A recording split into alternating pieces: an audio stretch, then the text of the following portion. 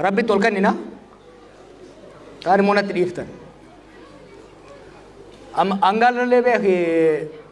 رب ما نسجيني دواء ما خدنا مواقع قاوة توكو نعمل سين أجيسا نانجي هو يندمين دورا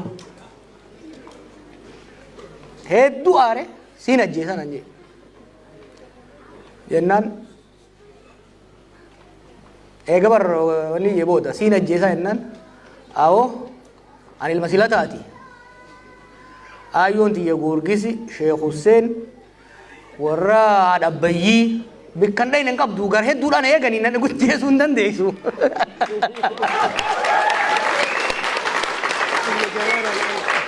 makan ki yau jawara Syekh Hussein bai tani dawa ya cu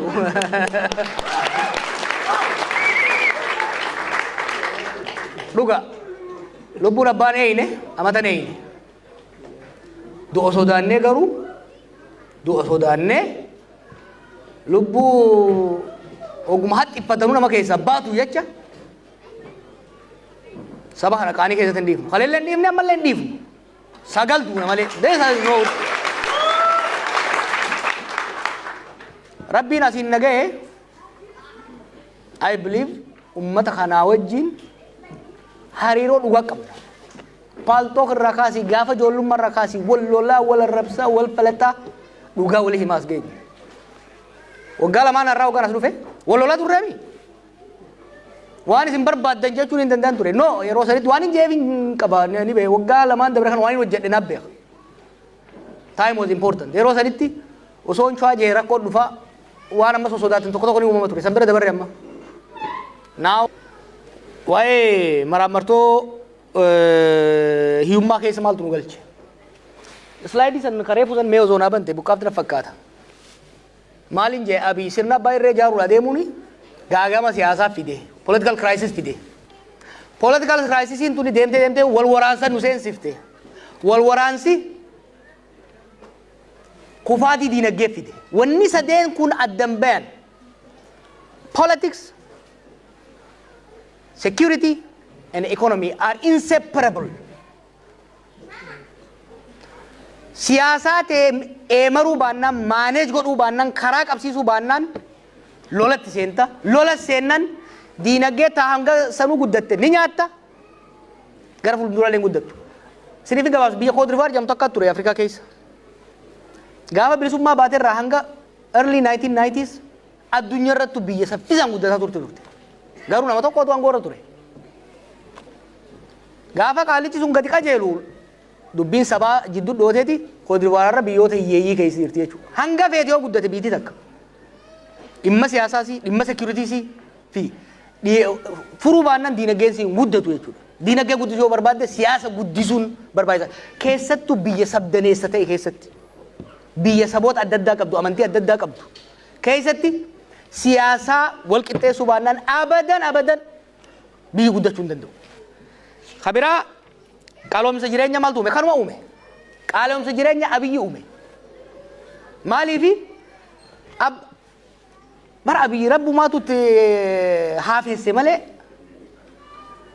akka aangootti dhufeen deeggarsa saba hundaa yeroo qabu sanitti paartii kamuu dorgomee mo'achuu danda'a ture bara sirna dimookiraasii ceesisuudhaaf bar mallas rakkateeti mallas wanni abbaa irree ta'eef fedheeti miti bar saba xiqqaa keessaa waan dhufuuf gara dimookiraasii yoo dhayne ni mo'amna jedhaniitti qabatan kana maaltu cinqee saba bal'aa kana keessaa dhufe ummata bal'aa kana keessaa dhufe oromoo qofaami kibbi guutuun kaabninis deggeruu ture bololee itti yaanne because he was not mature and he is not maturing you know gara hariiroon mootummaa fi waboo jidduu jirtu hariiroon mootummaa fi nama hunda jidduu jirtu hariiroo diinummaa fi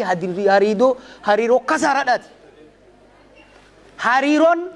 abiyyi ministeerota isaa hariiroo abiyyii fi marrootiin adda miti sodaataniitu gattaa malee hundi osoo hiree argate caakka seena so kun waan hin beekuuf I can tell you details wanni jara affeeruuf maali ololaa miti mootummaa san keessa abbaan fedhe haa dhufu qabatamaan takkaan itti ragaa qabatamaa wajjin gabbaaseen nama jaarte moo kophaa fiida an kophaa mul'adha takka kophaa fiigeen beeku nama waggaa ol baafte akka heetaati shimbiraan nyaata. Arra dhiisi kaleessa gaafa silaa kopha fiige sansanuu kophaan fiine akkan kophaan fiine gaafa kaane Oromiyaa guutuu ganda waggaa sochoofnu lafatti mi bara I built that yaa waan qeerroon hojjete san yeroo meeqan Keeniyaa dhaqee yeroo meeqan biyya meeqa dhaqee bara san keessatti ijoollee leenjisaa turan jaaraa ture. Gaafa Singapore baradhu irraa kaasee hanga Ameerikaa jiru hanga paaspoora kiyyan irraa fudhatanitti every year Itoophiyaan deeman ture qorannoodhaaf jedhee niin qoradha niin leenjisa niin jaara. Amma faamoo akka ajaa'ibaatti irraa beek maal seete Itoophiyaa tana dur hoggaan biyya alaa ture fagoo irraa ilaala akkan tana dubraa takkatti. Hoggaan biyya gane bira dhaqeetiin qaqqabadhee arge. Hoggaan hidhamu macaroo keessaa hin ol arge bee. Miila irraa hanga mataatitti jaarree jira nama. Sammuu jaaru jira sammuu jaarree nama. Waan tokko amma ooyoo akkana godhan warra kaan isin irraa fudhata. An biyyaan nu harkaa diigamaa sodaadha malee amma booda kabalanii nu harkaa fuudhanii yaadinaa sun. We have built. An kanii yaadda'u fardaan nu jala du'aadha malee fardarraa nu kaasanii jallaa buufnee tolaa qajeelaa irra keenyaadha malee argumentiin jiru san hin yaadina. Kan hoggaan jiru yeroo hunda Oromootu Prime Minister ta'ee itti fufuu jechuu miti. No, we don't have to, we don't need to. Sirna dimookiraasii keessatti uummanni lakkoo isaa wayyaba. Number 1 yoo kana butaates number 1 sun gara tokkoon deemuu hin danda'u. Keeniyaa akka ilaaltan amma abbaan fedhaa dhufu warri saba guddaa angoo pirezidaantummaa godhaman taates wanni isaan jiran hojiitti gama jechuudha. Sirna dimookiraasii keessatti sirni dimookiraasii mirga warra wayyabaa bulchaa mirga sabxinnaatu kabajama. San qofaa miti. Mirga qofa osoo hin ta'in lakkoofsi dimookiraasii keessa waa lamaatu murteessaadha jiran. Lakkoofsa namaa fi maallaqa. Nuti lakkoofsa ni qabna maallaqa irratti dalaguu qabna. Maallaqa irratti dalaguudhaan immoo siyaasa wal qixxeessuu qabna jechuudha.